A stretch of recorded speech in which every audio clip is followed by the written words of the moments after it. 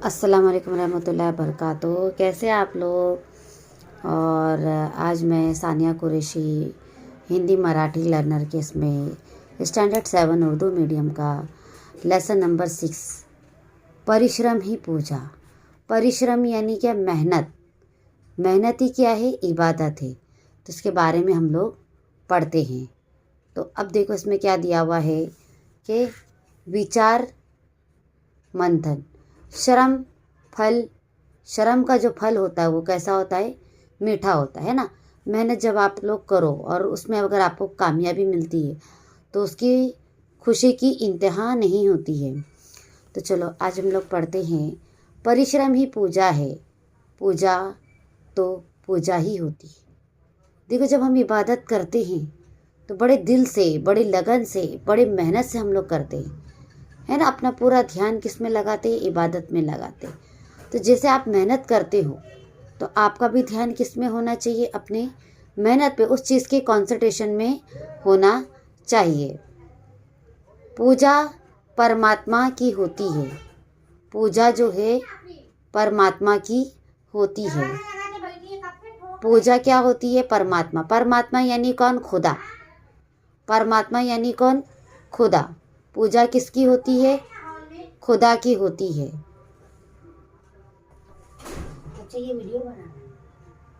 इष्ट देव की होती है।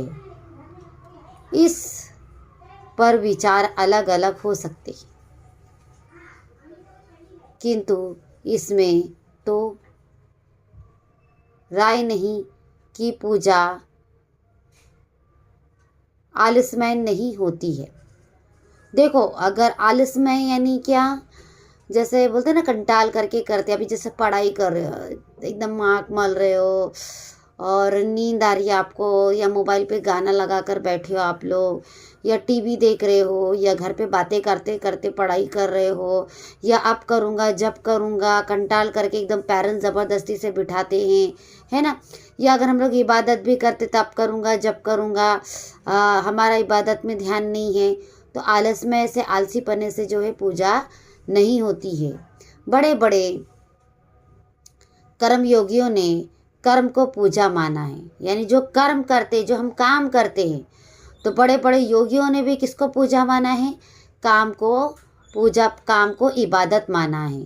चिंतन की भी राष्ट्र को आवश्यकता होती है, परंतु वास्तव में परिश्रम की आवश्यकता इससे कहीं ज़्यादा है। मेहनत की ज़रूरत क्या होती है? कहीं ज़्यादा होती है। बिना मेहनत के कुछ नहीं मिलता। अगर एक लेडीज़, एक जो है हाउस वाइफ, घर में अगर खाना भी बनाती है तो उसके लिए भी क्या होती है? मेहनत करनी पड़ती, तब जाके वो खाना स्वादिष्ट बनता है।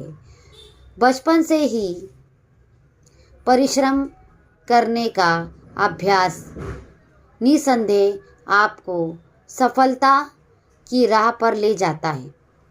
जब आप मेहनत करते हो तो जो है वो मेहनत ही आपको कामयाबी के रास्ते पर ले जाती है। यदि आपको आलस्य की आदत पड़ गई तो समझ लीजिए कि आप पतन की ओर जा रहे हैं। अगर आलसीपने की आदत पड़ गई है आपको तो आप किसकी ओर जा रहे हैं? बर्बादी की ओर जा रहे हो।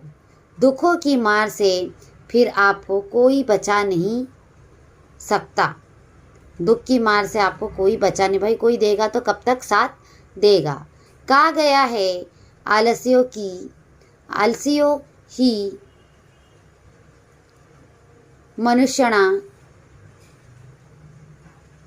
मनुष्यणा शरीस्थो महारिपु। सचमुच आलस्य शरीर में ही बसने वाला हमारा सबसे बड़ा शत्रु है। जो कंटाल करते हो, लेजीपना करते हो ना, तो ये क्या है? हमारे शरीर में सबसे जो है बसने वाला सबसे बड़ा दुश्मन है। संत कबीर केवल भक्त या संत ही नहीं थे। जो संत कबीर जी जो थे वो केवल भक्त या संत ही नहीं थे, वे अपने हाथ से कपड़ा भी बुनते थे। देखो कितना काम कर रहे हो। वो अपने हाथ से कपड़ा भी बुनते थे। वे परिश्रम को ही पूजा मानते थे, मेहनत को ही अपनी इबादत मानते थे। परिश्रम शारीरिक ही नहीं होता, ऐसा ही नहीं कि सिर्फ जिस्मानी तौर पर आप मेहनत कर रहे हों, मानसिक और बौद्धिक परिश्रम भी होते हैं। परिश्रमी में आत्मविश्वास होता है। परिश्रम में क्या होता है? आत्मविश्वास। आत्मविश्वास यानी क्या? कॉन्फिडेंस। मेहनत करते तो बेशक कॉन्फिडेंस खुद ब खुद उसमें वो इंसान में आ ही जाता है। उसे मालूम होता है कि परिश्रम का फल मीठा होता है, मेहनत का फल मीठा होता है। फल मिलने में देर हो सकती है, परंतु परिश्रम निष्फल नहीं हो सकता।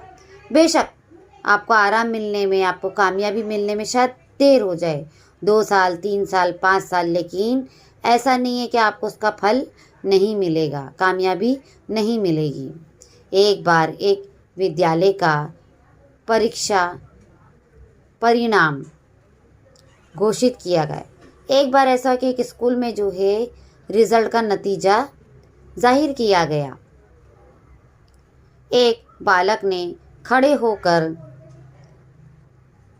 कहा कि उसका परिणाम घोषित नहीं हुआ। एक लड़का है, खड़े रह के कहता है कि भाई सबके रिजल्ट आए, लेकिन मेरा जो है रिजल्ट पे मेरा नाम नहीं आया है। प्रधानाचार्य ने कहा, जिनके नाम नहीं बोले गए वे उत्तीर्ण नहीं है। हो सकता है जिनके नाम नहीं बताए गए, जो रिजल्ट बता रहे थे टीचर, तो उन्होंने कहा कि हो सकता वो कामयाब नहीं हुए, उत्तीर्ण होना, पास होना। बालक दृढ़पूर्वक बोला, गुरुदेव ऐसा नहीं,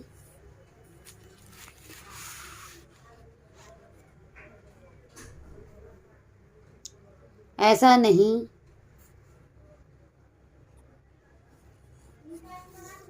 हो सकता, ऐसा बिल्कुल नहीं हो सकता गुरुदेव। प्रधानाचार्य ने जोर देकर कहा, बैठ जाओ, तुम अनुत्तीर्ण हो। देखो तुम अनुत्तीर्ण हो, इसके लिए तुम्हारा जो है परिणाम घोषित नहीं किया गया, तुम बैठ जाओ। विद्यार्थी फिर भी नहीं बैठा तो प्रधानाचार्य ने उस पर 5 रुपये जुर्माना लगाया। जो टीचर थे उन्होंने कितने रुपए जुर्माना लगाया? 5 रुपये जुर्माना लगा दिया। विद्यार्थी ने पुनः निवेदन किया तो जुर्माना 10 रुपये कर दिया गया।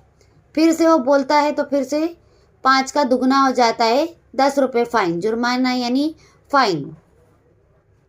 विद्यार्थी फिर भी नहीं बैठा। कक्षाध्यापक ने भी कहा, जो कक्षा के अध्यापक थे उन्होंने भी कहा, सर बालक ठीक कहता है, ये अनुत्तीर्ण नहीं हो सकता।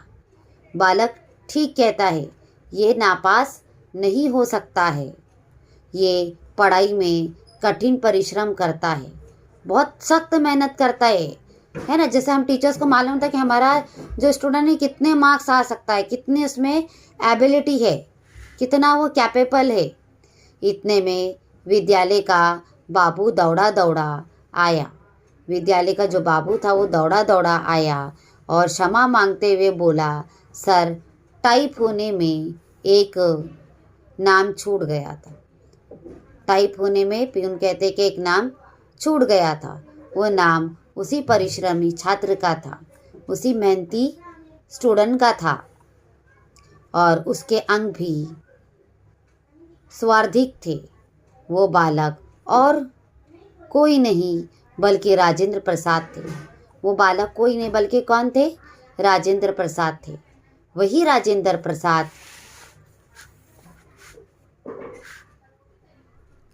जिन्होंने स्वतंत्रता आंदोलन में बढ़ चढ़कर हिस्सा लिया।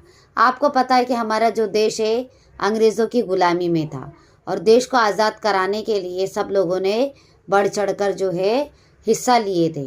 तो उनमें से ये कौन थे? राजेंद्र प्रसाद जी भी थे। आगे चलकर भारत के प्रथम राष्ट्रपति चुने गए। आगे चलकर प्रथम सबसे पहले राष्ट्रपति चुने गए। कौन? राजेंद्र प्रसाद जी। व्याकरण के आचार्य केयट दिन भर आजीविका के लिए परिश्रम करते और रात्रि को जागकर व्याकरण लिखा करते थे। व्याकरण यानी ग्रामर। दिन भर मेहनत करते थे और रात को जाग के क्या करते थे, वो ग्रामर लिखते थे। इसमें उनका स्वास्थ्य गिरने लगा।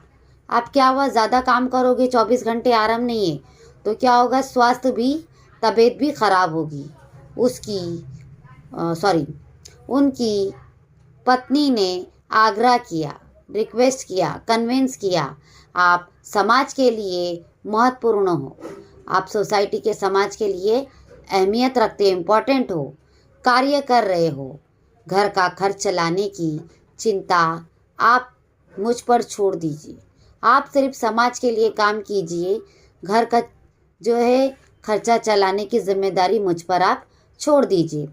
परिश्रमी व्याकरणाचार्य अपनी पत्नी से बोले, तुम घर कैसे चलाओगी? वो भी घोर परिश्रमी थी, यानी उनकी वाइफ भी कैसी थी, बहुत ज़्यादा मेहनत वाली थी। आश्रम की सीमा पर खड़े कुश की मैं रस्सियाँ बनाऊंगी, आप एक दिन जाकर साप्ताहिक यानी हफ्ते में, साप्ताहिक यानी क्या, हफ्ते में, एक दिन जाकर हफ्ते में बाज़ार में बेच आइएगा, घर का खर्च इसी से चल जाएगा। आप व्याकरण की रचना के लिए अधिक समय निकाल सकेंगे और आप व्याकरण की रचना के लिए, व्याकरण लिखने के लिए ज़्यादा समय निकाल सकोगे। आचार्य केट ने पत्नी की बात स्वीकार की। व्याकरण केट बोले, वाह, तुमने तो बता दिया कि परिश्रम ही पूजा है, श्रम से ही जीवन सब साध्य होता है। यानी अगर मेहनत करोगे तो हर परेशानी का हल उसमें निकलेगा। अब तो शीघ्र सफलता मिलेंगी, अब तो ज़रूर कामयाबी मिलेंगी। आगे चलकर उन्होंने अद्भुत व्याकरण की रचना की। यह पुस्तक आगे चलकर विद्यार्थियों के लिए पथ प्रदर्शक का नाम करने लगी। ये पुस्तक आगे चलकर जो है विद्यार्थियों के लिए बड़ी काम आएगी। आई होप आपको मेरी जो है वीडियो पसंद आई होगी। जो मेरे व्यूवर्स है, जो मेरे सब्सक्राइबर है, उनसे रिक्वेस्ट है कि अभी ये 9 सितंबर को मुझे पूरा 1 साल हो जाएगा।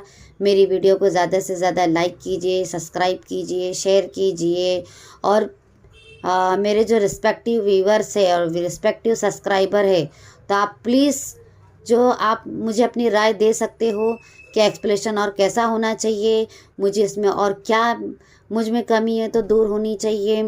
कल मैं इंशाल्लाह ताला नई वीडियो के साथ मिलूँगी। तब तक के लिए अल्लाह हाफिज़।